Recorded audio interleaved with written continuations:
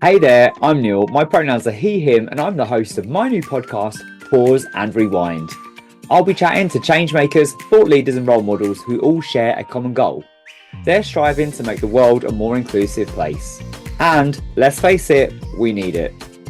Each guest has a unique story when it comes to doing their thing, and we often know who people are in the now.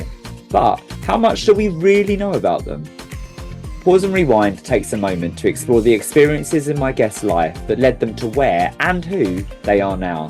Because everyone loves an origin story. We'll dive into tales, anecdotes, and what makes our guests tick. So, are you ready to pause and rewind?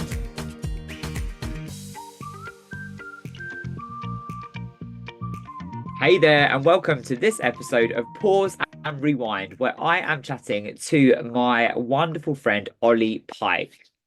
Olly is an illustrator, presenter, educator, and all-round amazing human.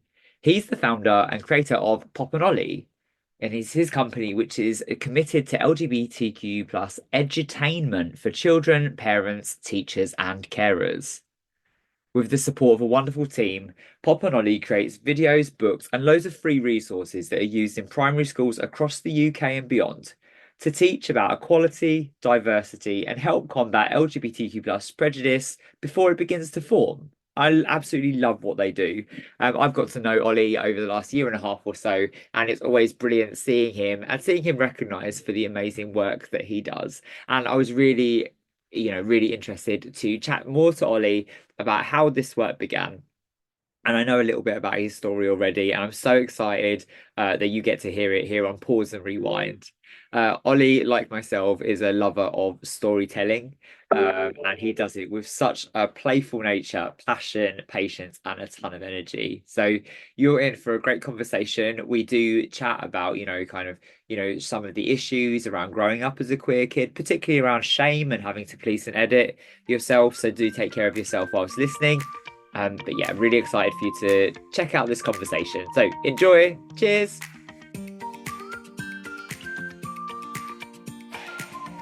Hey, Olly, it's so good to see you. Welcome to Pause and Rewind. Hello, Neil. Thank you so much for having me. Absolute pleasure. I'm really excited about this conversation. Obviously, I see you out and about all the time on DEI circuit at various events, and I just knew that our energies were just going to be so matched in this conversation. What are you trying to say? That I'm like one of these corporate darlings that just goes to all these events. I was just going to say hyperqueer, but Hyperqueer. I love that. Yes, hyperqueer. owning it. I always start with a big question, and that is, what does the world look like for Olly Pike right now? The world right now looks a bit grey outside, but generally my world is doing okay. I think I said to you before we started recording, I feel like I've been running like 100 miles an hour this year.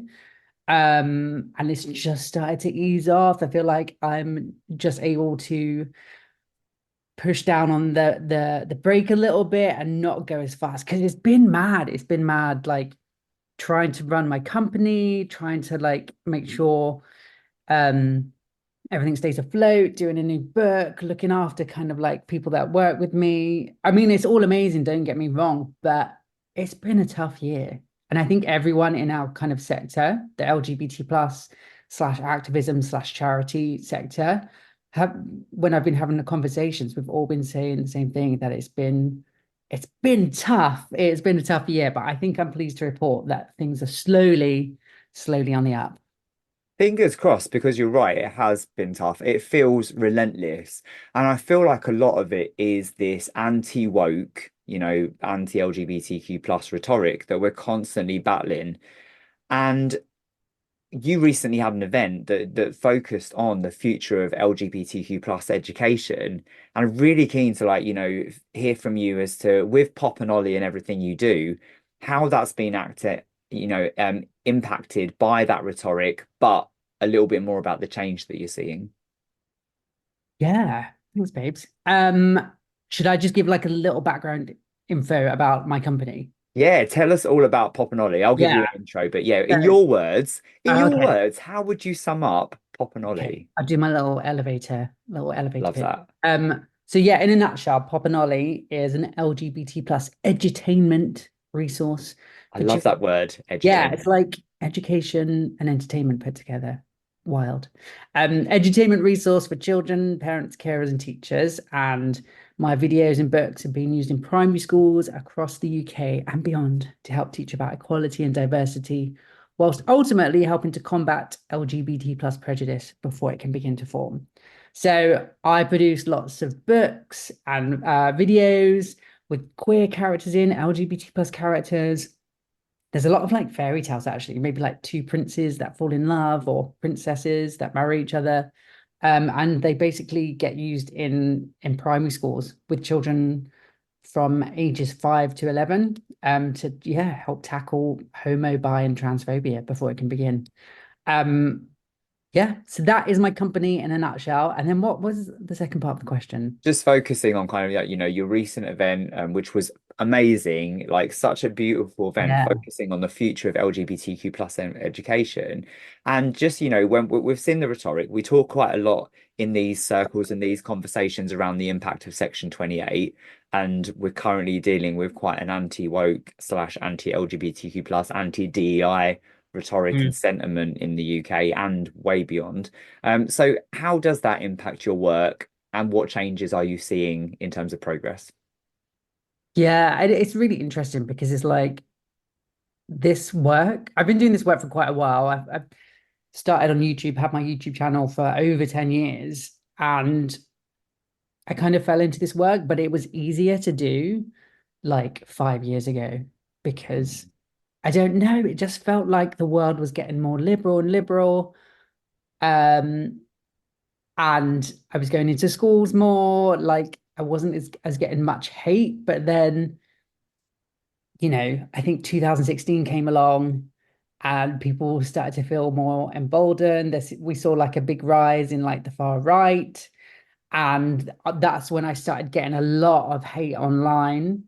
Um, then as the years gone by, got a lot of hate and negative attention from anti-trans groups as well, because I include trans characters, non-binary characters in some of my videos and books. Um, and it's got to the point where, you know, some schools are really scared to even touch this work because they're worried about, ended up in the Daily Mail or on television or something like that as well. So it's been quite hard, especially when some teachers, they don't necessarily have the confidence to teach this anyway, but they want to teach it. They know it's the right Mm. thing, but they're worried that they're just going to get attacked by these like online hate groups if they even touch it. So I feel like we're in a difficult place, but there are lots of things in place that we always remind teachers about, which helps kind of to back them up with regards to LGBT plus inclusive education. I was going to say, how do you get schools on side? What kind of things do you have to go through with the schools to get them to on side, to get you on site, and educating kids? And how do you look after yourself with that barrage of abuse? Okay, I'll answer the first question. So we've actually put together this amazing free document called LGBT plus education discussions with parents. And you can just download that from our website at popandolly.com. And that is for teachers. And it's basically a list of all the relevant pieces of guidance, including statutory and non-statutory guidance for teachers, which kind of backs up LGBT plus education. Of course, listed in there as well is like the Equality Act, and other relevant pieces of information, but also it kind of highlights the parts from relationships education, which states that all children by the time they leave primary school they need to know about different types of families, including LGBT families. Um, it talks about how um, we need to make sure we're preparing children for life in modern Britain. So that, of course, means teaching them about all the different identities, religions, races, abilities, sexual orientations that exist in our society, because that's what Britain is. But there's so many pieces of um, legislation, of guidance, which really back up this work that we're doing. So we're just trying to make teachers feel confident so that if any parents do have issues with what the schools want to teach, that the teachers are well equipped. But having said that, I'm going to say 80% of parents in this country actually want their children to learn about LGBT families. The vast majority of society are supportive of LGBT plus people. Trans people in this country have had rights for 20 years. I think, Hmm.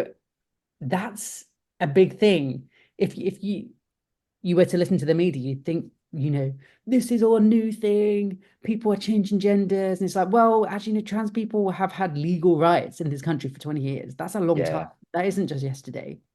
Yeah, it's crazy. I loved that stat when you shared it at the event, actually, that 80% of parents want this education. And it just goes back to a conversation that comes up in DEI and many times on this podcast. It's actually often just a bloody small minority that are making all the noise. It is. And I think sometimes when that happens, like we're not dealt with, but we've experienced some really Yeah. nasty individuals. And I just try and remember, do you know what? These people, they probably grew up during Section 28. They've not had this education. They're scared, they're fearful, they don't really understand. So I try and remember that in order to stay patient with them. And it's like, yeah, they're on the same page, if not a page behind the kids sometimes. Yeah. Because when we talk to the kids, oh, the vast majority of them in a primary school definitely know what the words gay and lesbian mean. A lot of them know what trans means or non-binary, um, because they've heard it. They've heard it on Yeah. the It's TikTok out, it's out and the there. YouTubes. Um, a lot of the time, they've got family members, maybe an older sibling or an uncle who is gay, a cousin who's trans or non-binary.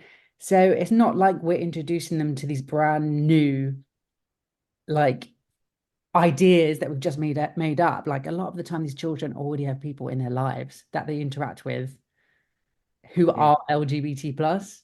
That's We're it. just letting them know that it's okay, and also ironing out the details as well. And just making sure that they know, gay isn't a swear word. You can say the word gay.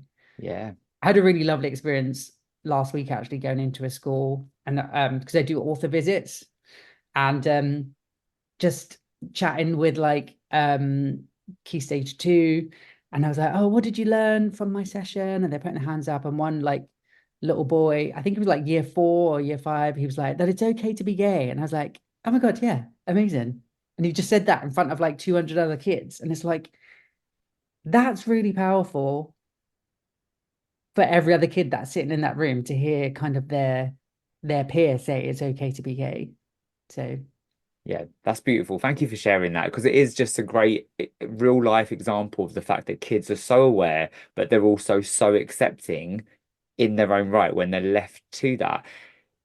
It sounds like the way you deal with a hate with the hate comes from a real place of kind of like, trying to show compassion and bringing people along on the journey. And I think that Pop and Ollie does that so well. Um, and your analogy of there may be just a page behind the kids yeah. sometimes. Yeah. And that just brings it back to what your books are all about, edutainment. Your books are so gorgeous. I've got my copy of Thanks. it's somewhere behind me of Have You Ever Seen a Normal? Yay. And a lovely signed copy, thank you. And it's such a beautiful book. What was the inspiration for the books? I want to hear kind of like the nuts and bolts of how these books come to be. Well, they all pretty much started life as animations on my YouTube channel. So, yeah, my background is actually in children's television and entertainment and theatre. And so I've You always, could never tell. yes, it's me. And so I've always just loved creating stories for kids. That world is just so imaginative and fun and playful. And then yeah, about 10 years ago, 2012, no, 12 years ago, crikey. I decided to make my own YouTube channel, and I was like, I want to tell my own stories. And that's where a lot of these books began their life. I was like, I'm going to tell stories, but I'm going to tell the kind of stories I needed when I was a kid. And I needed a story about two princes that fell in love, etc., etc. I needed all of these like stories where gender stereotypes broken down, where people could um, explore their gender expression as well. So that's what I started doing. And then the videos just got more and more popular. And I was like, had a bit of a business brainwave. I was like, hey, maybe if I turn these really popular videos into books, I can sell them and then I can fund even more creation of more videos and more resources. So that's kind of what I've done. And I never looked back really. I love it. I love the process of kind of like it started with an idea and now it's turned into this huge multifaceted thing, with kind of the YouTube channel, the books, the going out into schools and doing the author visits, and Yeah. you've got the gorgeous Pop and Ollie team as well. They're amazing. I know I have like employees, which is scary that I'm in charge of anyone, but they are an amazing team. And that's the thing, we're a team. Even like, Mm. it's like my company. We all just feel like we're on the same level. We've all got so many different skills. So my amazing team members, Jack, Mel, and Alex. Mel and Jack have got a background in teaching or like educating children. So they really bring like the education side, and I bring the storytelling. And so all of us together, it's just like the perfect partnership. Because I create the stories and then like, okay, that's great, but how are we going to make it educational and so that teachers are going to want to use it in their classrooms? So they're absolute experts when it comes to that. You do make a gorgeous team. It was great to hear from you and like, the way that you spotlight the team as well. Yes, you are the driving force, but you really kind of celebrate the whole team and what all each of you bring to it, and that's lovely to see. Yeah, I really couldn't do it without them. Well, I could, but it wouldn't be as good. It Fair. wouldn't, and we wouldn't be having as much as an impact. So it's amazing being able to have other people alongside you. Because it's lonely for a long time when you start anything new. Yeah. Anyone who's, on got an entrepreneur kind of mindset, it's like you often start by yourself and like it's a lonely road for a long, long time. And then other people come on board and it's just amazing having someone else to lean on. Well, it was brilliant hearing you share about the impact. And actually, if people want to support Pop and Ollie and what you do, give us before we dive into your origin story, how can people do that? Probably best thing to do is just go to the website, which is popandolly.com, POPNOLLY, or just Google Ollie Pike and it will come up probably. Yep. And they can buy books for schools. They can do all of that side of You can things. buy books for yourself. You can also donate books to schools as well. We've got so much on there. We've got loads of free resources which you can download. We've got teacher training, school visits, or you can donate school visits or teacher training. So just go and have a little look. Become a patron because that really helps us. If you become a patron, we donate a LGBT plus book on your behalf every single month to a UK primary school. And so far, we've donated over 12,000 books. That is incredible. That's the impact. That's the impact there, and I love it. And do buy these books for yourself. I don't have kids, and I've got some, so like they are just as great and entertaining. I love kids' books, and they're just as great and entertaining for adults as kids. Thanks. And I love to read them to my god kids. So it's yeah, Oh, that's so yeah, amazing. And actually a lot of my books, they are fictional, like little stories, but then we have one book which I made with my team called What Does LGBT plus mean? And that's our first non-fiction book. And that's designed as a guide for 9 to 11-year-olds, although younger children can read it and also older children can read it. And it just explains, what identity is, the different sexual orientations. It talks about transgender, it talks about gender, it talks about privilege, it even talks about like British law as well. So that's like such a crucial book. And on the front of that book, we actually put the words um, for young people and grown-ups as well, because actually, yeah. as I said earlier about the parents being a page behind, this book is also for the grown-ups as well and designed kind of, I guess, for parents to read alongside with their children so they can learn together. That's it. Everyone's understanding and acceptance needs to start somewhere. So yeah, Mm. absolutely. Ollie, I'm so happy that you're joining me for this episode. Are you ready to pause and rewind? Let's do it. Here we go. Take me back. Tell me all about Little Ollie. Little Ollie was a fun and individual little thing. He really liked to like dress up, um, and create these little fairy tale worlds. He'd often like put on like little dresses or fairy wings, pretend he had like long hair. And I think before he went to school, he like didn't really care that much about what other people thought of him. He just went after whatever he liked, which was usually anything sparkly or pretty. I love that. What are some of your favorite earliest memories, or perhaps even the best anecdotes you've heard about yourself? My very, very first memory.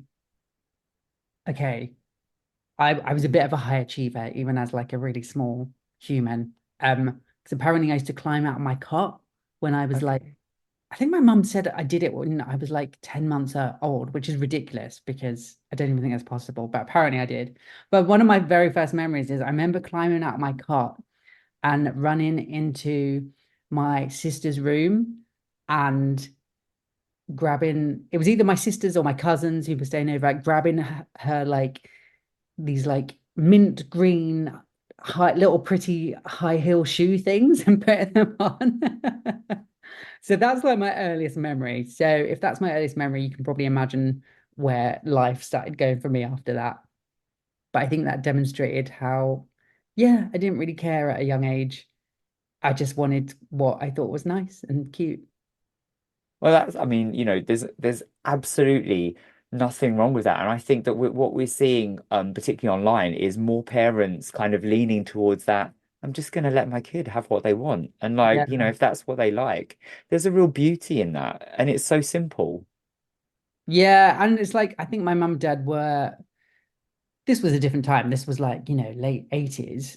So there probably would have been some hesitation, I imagine, on their part. But like, I had like Barbie dolls and like Sylvanian families and toys which were traditionally considered girls' toys, but like I was given them and I was allowed to play with them. And I loved having like these little figures and Hmm. making up my own little stories, like them living in their houses and stuff. That's kind of what I was into as a kid. Like, yeah, making up little stories with my characters. But also I love drawing, obviously, because I do all my own illustrations now. So I've always loved making things and creating things or like making little outfits for like my dolls and things that I had. Um so yeah, but equally I did enjoy traditional boy stuff as well. Probably not as much, but I think I was like kind of into like trains and cars and a little bit. And I think, this is what I think is really important. We need to just offer all children this gender broadness aspect when Hmm. it comes to toys. It's like just let them play with whatever they want.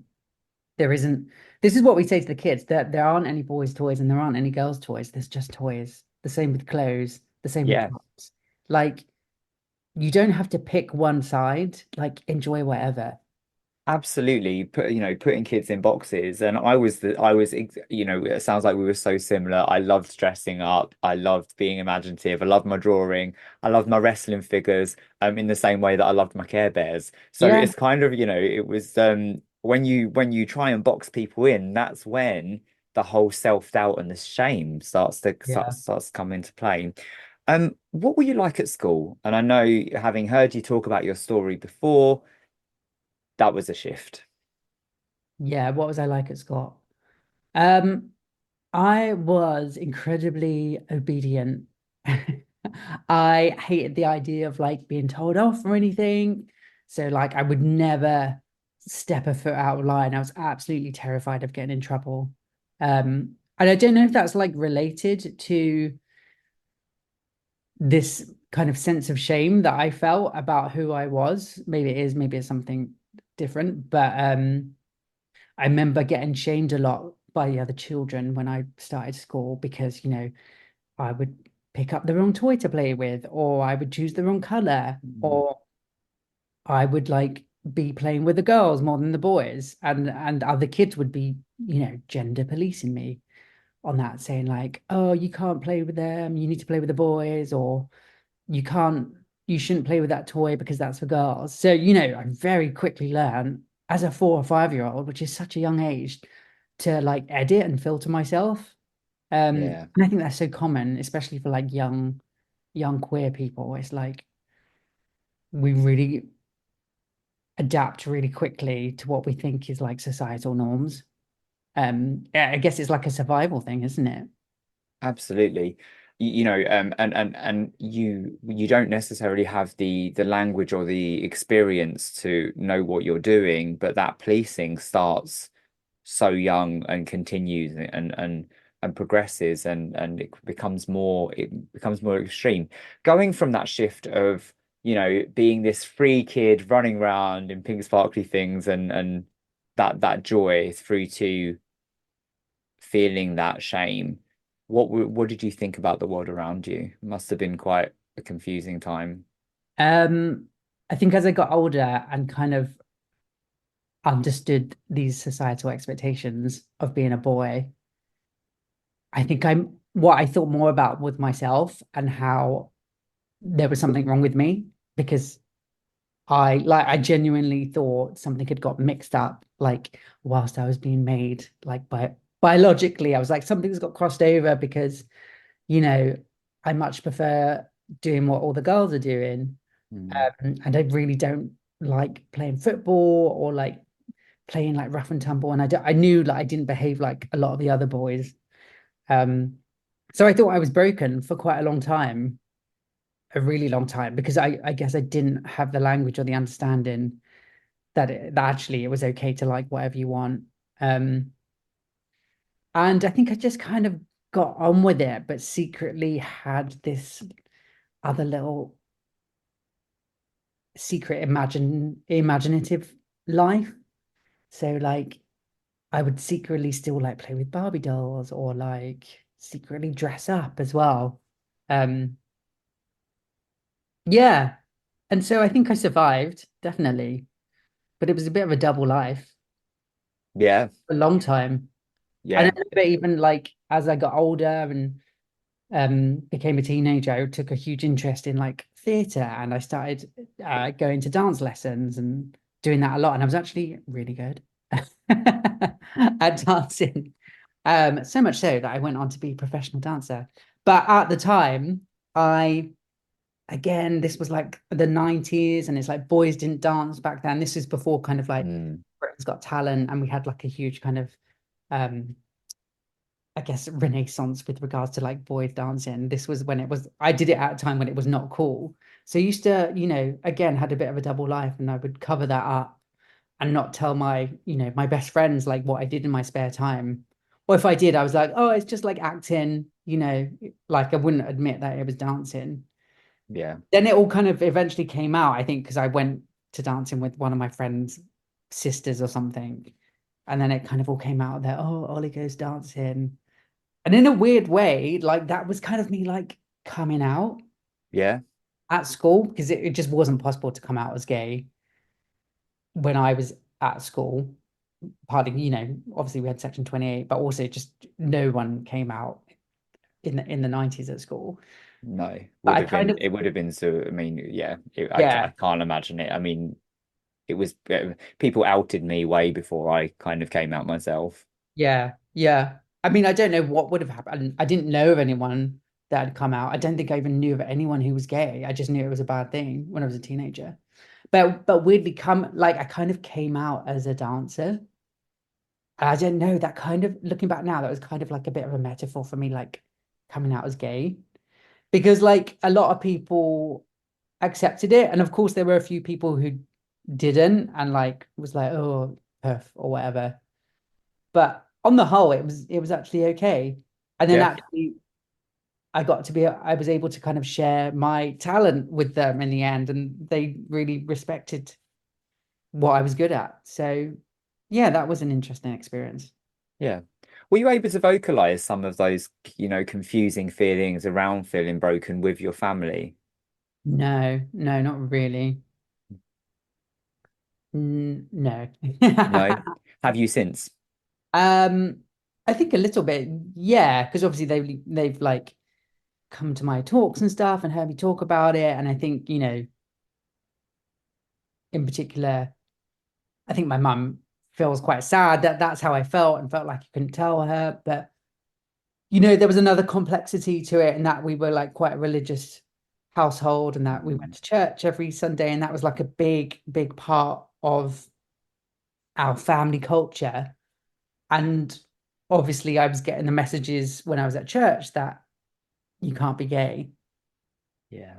um, which was kind of hard to deal with. It just added another layer of complexity to, I guess, my whole existence. Of course. Um, have you been a and feel free to not answer this if you don't want to, but in terms of that religion, it comes up on this podcast, it's come up in my own experience as well, of religion. I went to a school that was religious. We had a local gay kid. We had to pray for him. Um, Oh my he was out. And then I actually left that school and then went and joined a church because I missed it. And then I was told by a youth leader that it's a good job you're bisexual because came out as bisexual. It's a good job you're bisexual because if you were gay, you'd have to live a life without love. And then I left because I couldn't marry the two up. I was just like, actually, that doesn't, I can't be part of this because this is who I am. So have you been able to make peace with the religious side of things with your family or religion generally? God. In short, no. I think, yeah, again, similar to you, it was a shame because I think I really enjoyed going Hmm.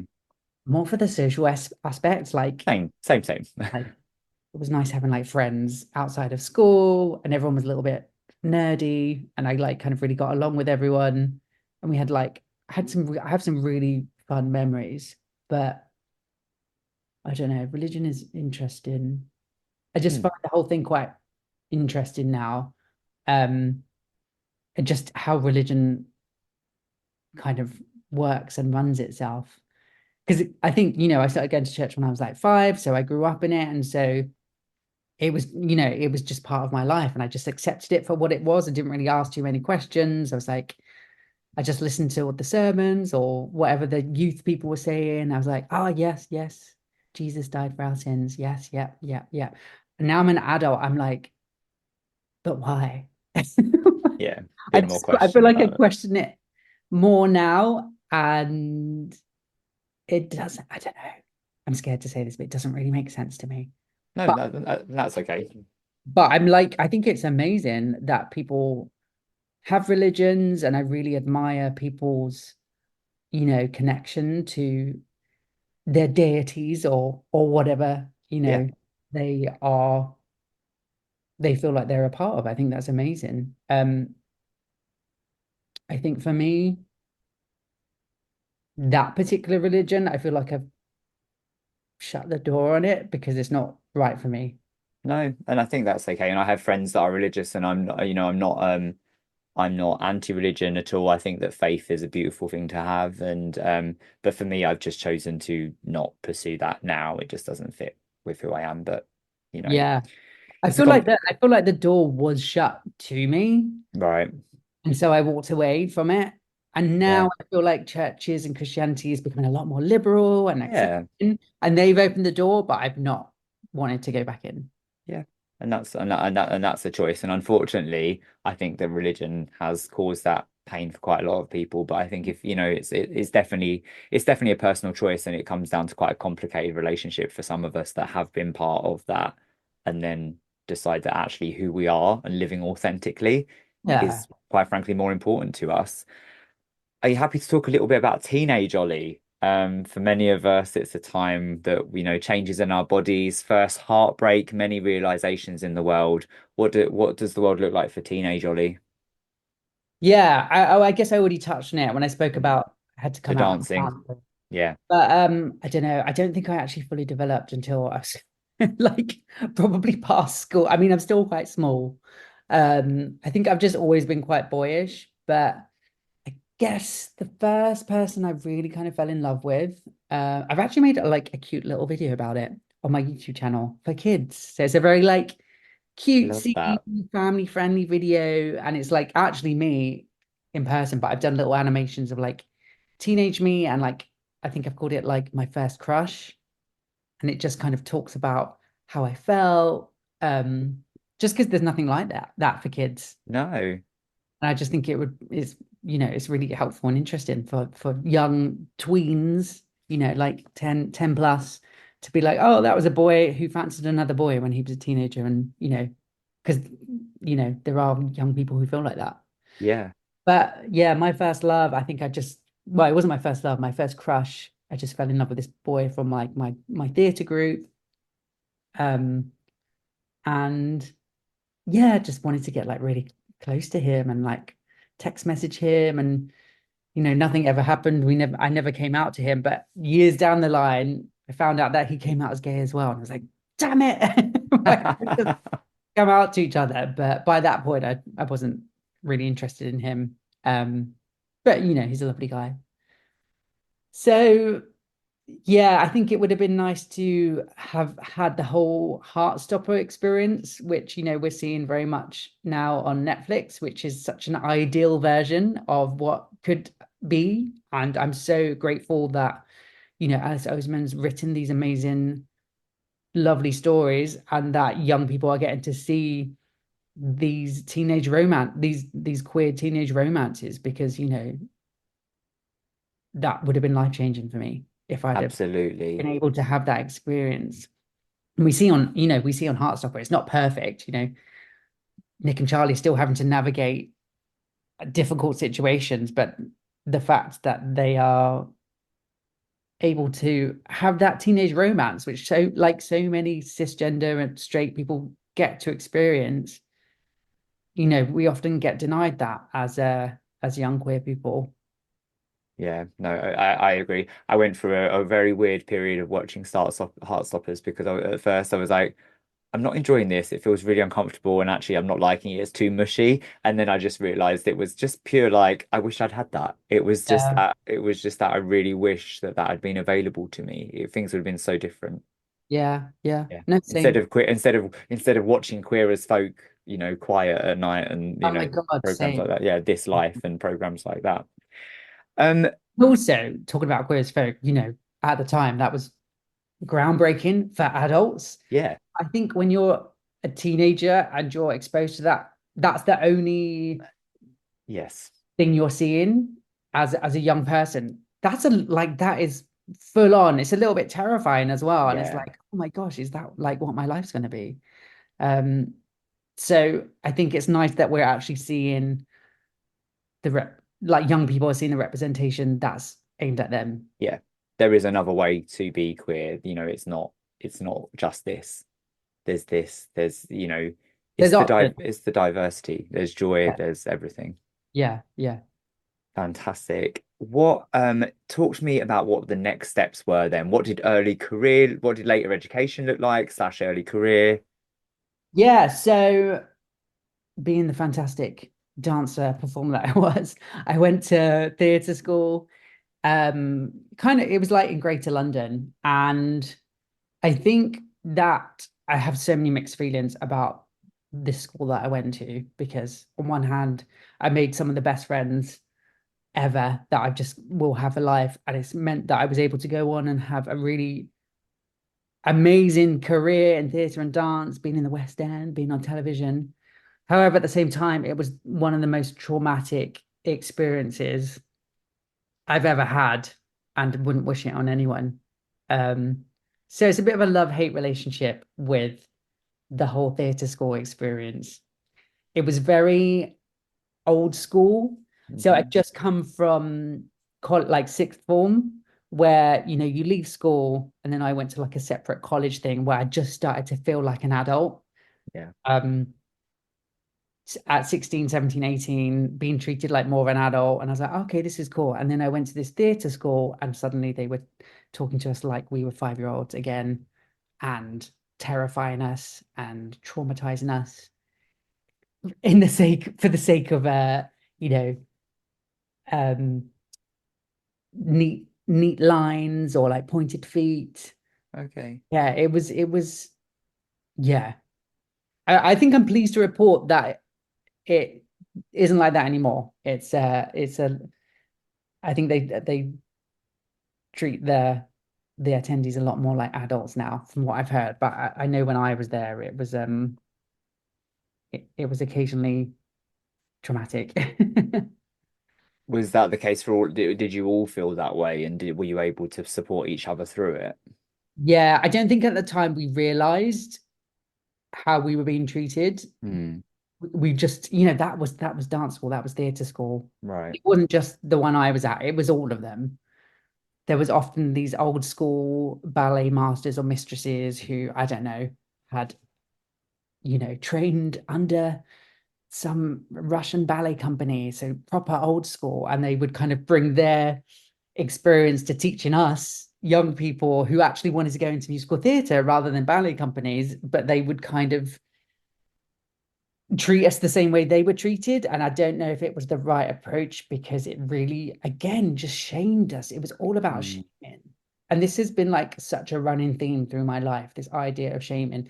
Even though I was in a school which was predominantly, girls and LGBT plus, well, gay or bi men, a lot of us guys were being shamed because of the way we were dancing. I often got told, stop dancing like a girl. You need to stand like Mm. a man. You're not going to book any jobs if you can't dance like a man. It's okay to be gay, but you need to be able to play straight. And so that was the messaging for 3 years.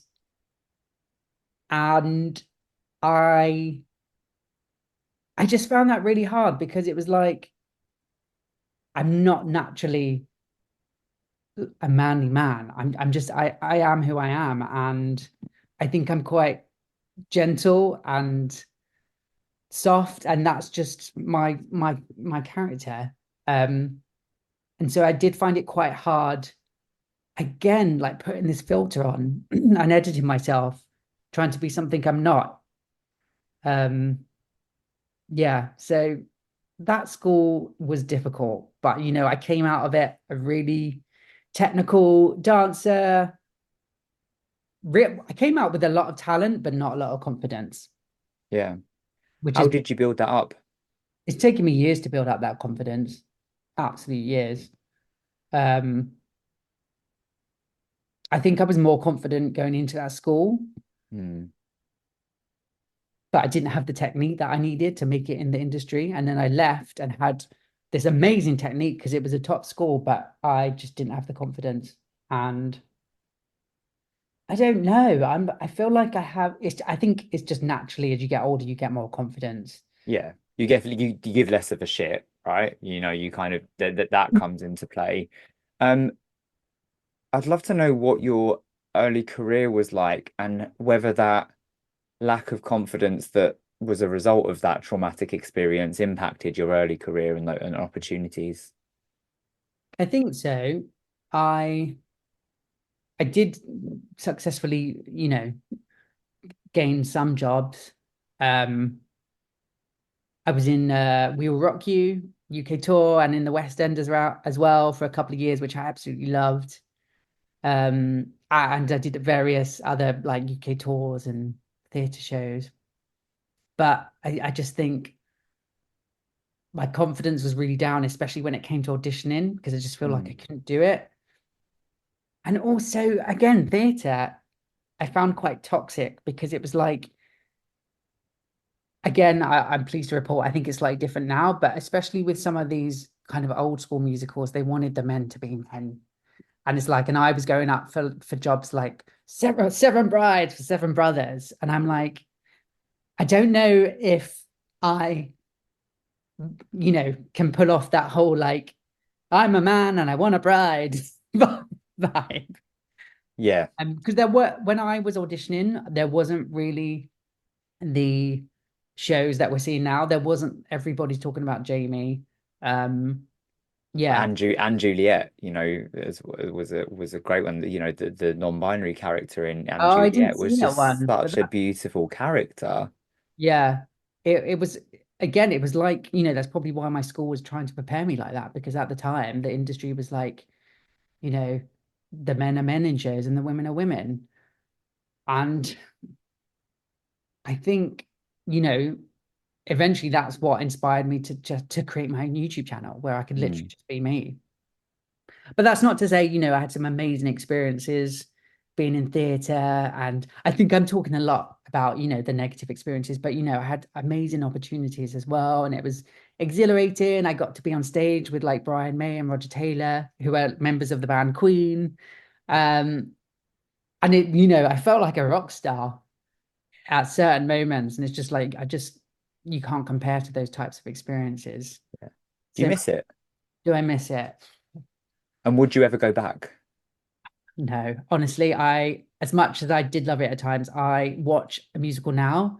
I'm exhausted after watching it, and I'm like, I can't believe I used to do that 8 times a week. The the actors and the dancers, they have so much energy, and yeah, I think I have a lot of energy, but I'm just like, I don't know. I probably could do it now, but it was an intense job. I remember waking up after each performance, like the night before. And you just have so much adrenaline when you're doing these shows that you'd wake up and you'd felt like you'd been hit by a bus. But then you got to get up and do it all again. And sometimes twice if it's like a matinee day. So it was an intense job, but lots of fun. And again, lots of strong friendships formed from And it. I imagine imparted quite a lot of the Ollie we see today in terms of some of that confidence, but also the performancey side, and definitely the energy that you bring to what you do. I think so. I think what's really been great through this whole experience is that I've learned a lot about storytelling. Um, and I ended up doing a lot of children's theatre as well, which I really loved. I did a lot of pantomimes, where I was like Aladdin or Peter Pan or like Jack from Jack and the Beanstalk. Yes, you performed with someone I know called Gray, I believe, Sharon Vibert's. Yeah, Oh my God, they must have been a kid though. they were, yeah.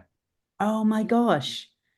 Yes, they would have been like an actual like 5 years old probably. Oh Yeah, so gosh. I know Oh, Gray's mum Sharon, and oh, we love Sharon. Shout out to she popped a comment on my thing the other day saying Ollie and Gray performed together. So Yeah, I think they did all of the pantomimes as like one of the kids. yeah, yeah, yeah. No, Gray's awesome. Gray's awesome.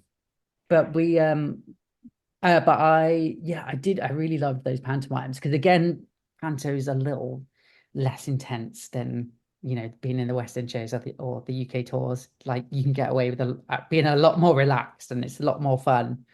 And I just loved seeing the kids' faces when we were telling them stories. I think, these fairy tale stories, they're always underestimated because they're often the first instance that we as kids learn about good versus evil and how good can triumph over evil. But that's such an important message, like to learn as a human. And so I think I just love being able to inspire kids with that message, as well as like, telling them jokes and having them fun and having fun with them. I think that was my favorite thing about it. Yeah, you do bring that element of fun to everything you do as well as the confidence and the energy. There's a real element of fun to Pop and Ollie and yourself, and seeing you out and about. Always fun. Um, and I really love the fact that storytelling is the power of storytelling is a lesson that you took away from that experience. Yeah. Yeah. I think, that's what I was always interested in that as a kid. And then I think that's kind of been the through line with everything. If you're an actor, you're telling a story. If you're a dancer, you're telling a story with your body, or if you're singing, you're telling a story. And then, I went on to tell my own stories with my YouTube channel and my animations, which I've then turned into books. So yeah. The story of how it all started. Well, this is all about your origin story, and I'm loving Yeah, hearing yeah. it. I'd love to know. I'd love you to share a little bit about someone who shaped you the most along the way. Who shaped me the most? Yeah, Oh gosh, so many different people. Oh gosh, so many people have helped shaped me. doesn't have to be one person. You can share a few. Weirdly, one of my friends, Eddie, who was actually at my book launch, who was sat in the front row and asked a Okay. question. Yes, I remember Eddie. I think grew up in a very privileged middle class family, little bubble, had the money to like go to all these dance lessons and things, and then, got a scholarship for theatre school. And it wasn't until I actually left kind of that education system and started working that I started interacting with people who kind of were outside my immediate bubble and learning about different experiences. And I think just talking with my friend Eddie about his life and his family and his experience and having parents who came from a different country and his experience as a gay black man in a queer community. I think that was the first instance when I was like, oh, life isn't all the same for queer people, for gay people. Like, you know, we're all different. Oh, there's racism in the gay community. And I think he was probably the one of the first instances when I started to learn a lot more about the world and also a lot more about myself. Because he's such an amazing character and he wasn't afraid of telling people how it is and calling out people. And I don't think I'd ever really seen that before. I think just being at school and being in that highly disciplined environment, everyone just kind of, got on with it or like rarely challenged anything. So it was really refreshing to be around him and seeing him speaking up when he thought something was unjust. Shout out to Eddie. Yes. Does happiness and success look and feel how you thought it might? No, not at all. Um, I don't know. I think when you're a kid, you have all these ideas of like what you want to be when you're older and what success will mean to you. And I think so many of us like cling on to that. And it's like, okay, when I get what 5-year-old Ollie wanted, then I'll be successful. But I think we have to remember as a 5-year-old, we've got no idea how the world works. So holding ourselves to the account of a 5-year-old is such a ridiculous thing. When I was a 5-year-old, I think I was like, well, I want to be a pop star. Like, and if I can't do that by the time I'm 30, then I failed. And it's like, hang on a minute, 5, 6-year-old Ollie, you have no idea about how Mhm. the world works. So I'm not going to live up to your expectations. I'm actually going to live up to my own, which I've developed as an adult. As Fair. cute as you are for dreaming that. But I think I've been successful in so many different ways. Like, even being a West End performer is like super successful. And at times it was amazing, but also at times, it was exhausting and I didn't enjoy it. I think everything is a balance. You're not gonna achieve something and just be happy. You're gonna achieve something and you'll be happy about it, but also you might also be sad about it as well. That's it. Two things can exist at once. Yeah, yeah. My final question for this segment is finally looking back at everything so far, what are you most proud of to date? I'm most proud of my little um thing that I've built with Pop and Ollie because it's like it's there, it exists, it's gonna stay there. It's gonna be on YouTube for, the next 100 years until the world ends, or hopefully more than 100 years. But I think that's what I'm proudest of. And I think that's what I struggled with the performing, because performing is so fleeting. It's like one moment you're in a show and you're living the high life, but then that contract ends and you're kind of back at square one. And then you have to go to, first round auditions again. And I think I grew a bit tiresome of that. And it's like I wanted to build something um that I don't know. I just wanted to build something. I wanted to build my own little universe. And I feel like I've managed to do that with Pop and Ollie. And it's not going anywhere.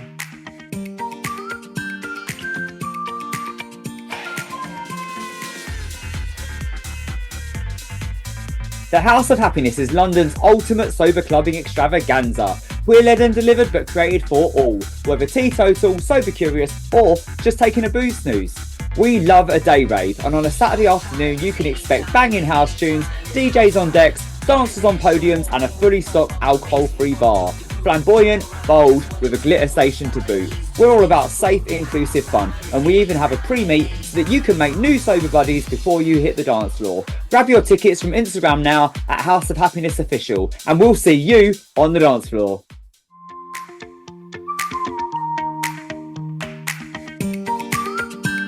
Are you ready for some quickfire questions? Yes, I am. Let's do the quick fire questions. What album, book, or movie has had a lasting impact on you? This is really random, but my favorite movie is Coraline. Do you know that one? I do. I haven't seen it. You haven't seen it? No. No, I love that. It's such a peculiar little. It started as a book, but I first as a stop motion animation by I think it's like Laker Studios, but it's like they're all like little models and they all get Mhm. like you know what stop motion is, right? Yeah, yeah. Yeah, yeah. It And looks beautiful. I've just never seen it. I just love stop motion because it's like you know the thing you're looking at, like someone's like actually made it. Hmm. And as fun as like computer generated Frozen is and all of that, there's something about knowing that this model actually exists, which I just find so enchanting, and the time and effort put into animate these movies as well. It just blows my mind. And so I first of all, I just love that story and the art form so much. It's just always stayed with me and just a comfort film that I've always gone back to. But I remember it, I guess, opened the door to the book version of the movie, and I started reading it. And at the very first page of the book, there's a quote, and this will probably lead on to the next quick fire question. But the quote is, fairy tales are more than true, not because they tell us that dragons exist, but because they tell us that dragons can be beaten. And I'm just like, that is the most amazing quote. And it just kind of um validates for me the whole storytelling, fiction, imagination world for me, because it's like these made up stories, you might think they're little silly stories, but there's so much truth in them. And yeah, that's always stayed with me.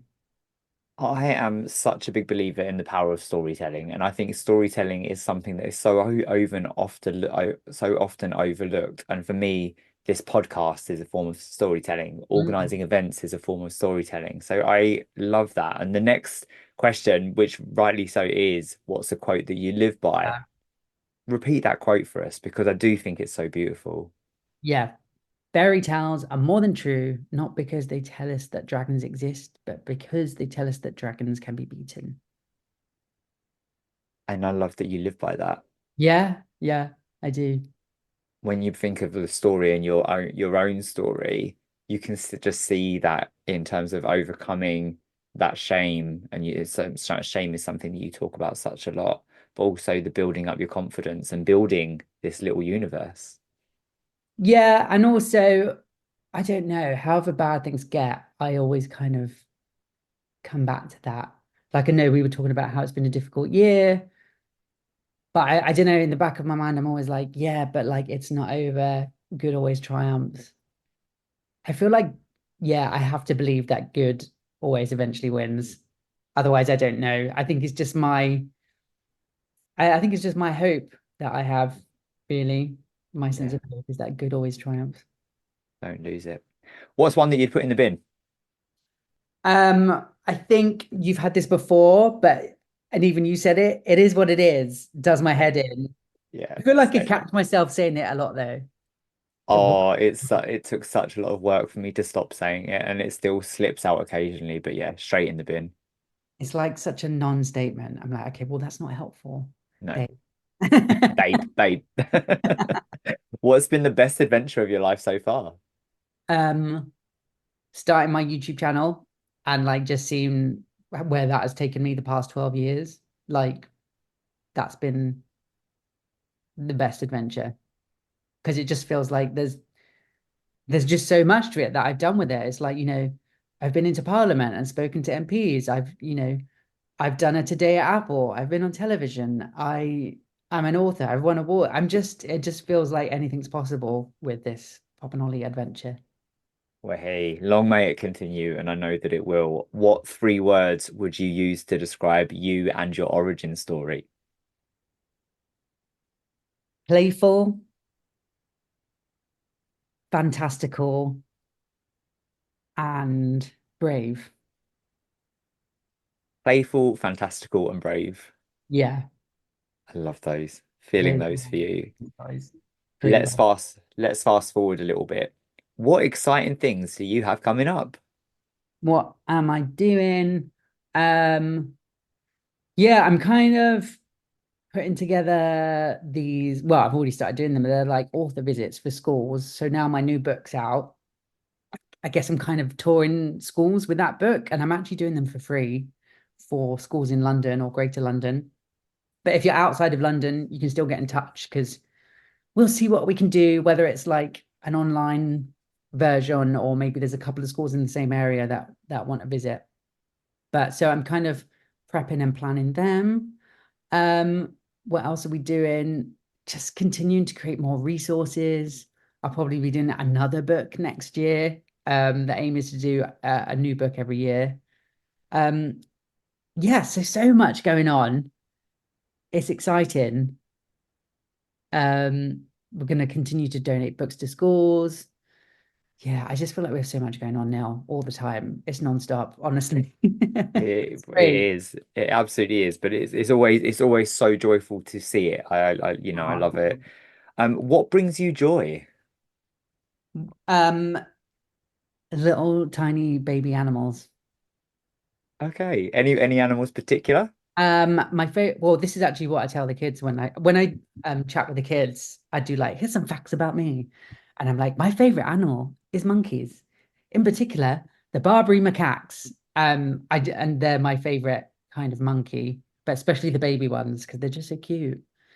I don't know why. My boyfriend took me to this really cute monkey sanctuary in Manchester last year called Trentham, and they had like baby monkeys everywhere, and I like started crying. I love animal videos. Do you ever watch the Dodo videos on Facebook or it's Dodo. Dodo? Yeah, it's basically a brand and they always publish kind of rescue stories about animals and they are all kinds of animals and it's just the best social media content.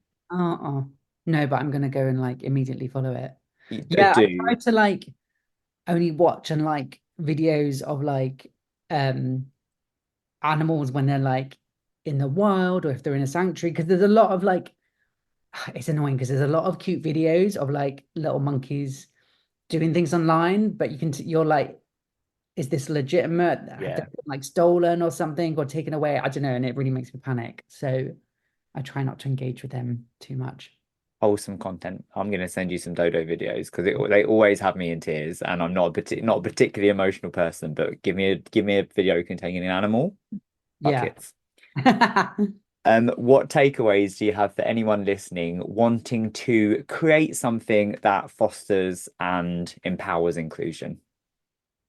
Um, maybe I'll give the advice I give to kids, which is always carry a little notepad around with you because you don't know when inspiration's going to strike. And, you know, these amazing ideas can come into your head when you're like queuing up to pay for your food at the supermarket. And if you don't kind of write it down immediately, I feel like it can disappear and it can go to someone else. So you need to capture it. Um, but with regards to the whole D&I inclusion aspect, I think you have to just talk to as many people with as many different identities as you can and listen to everyone's experiences. Like I said with my friend Eddie, hearing him talk about his experience being gay and how it was so different to mine made me realize, oh, there's so many different ways that people are gay.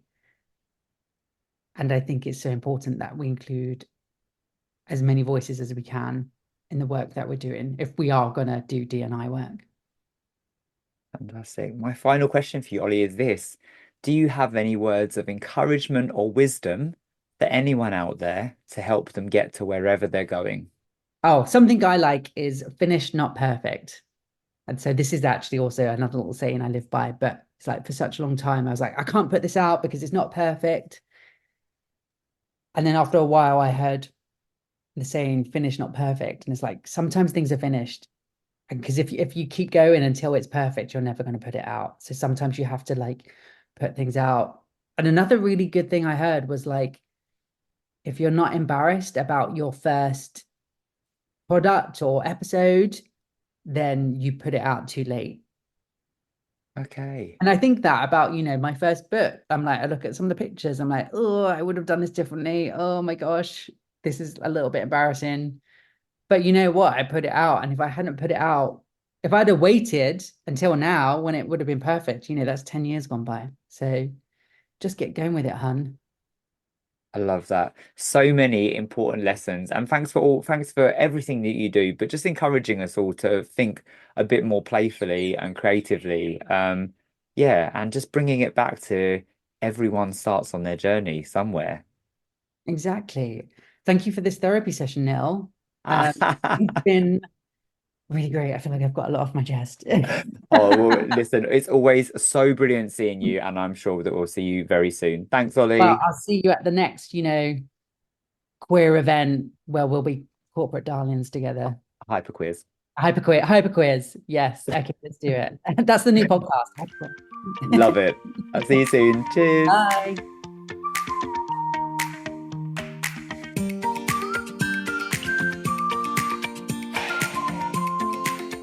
Oh, thank you so much, Ollie, for taking time out to have this conversation with me. As always, it was absolutely brilliant to see you.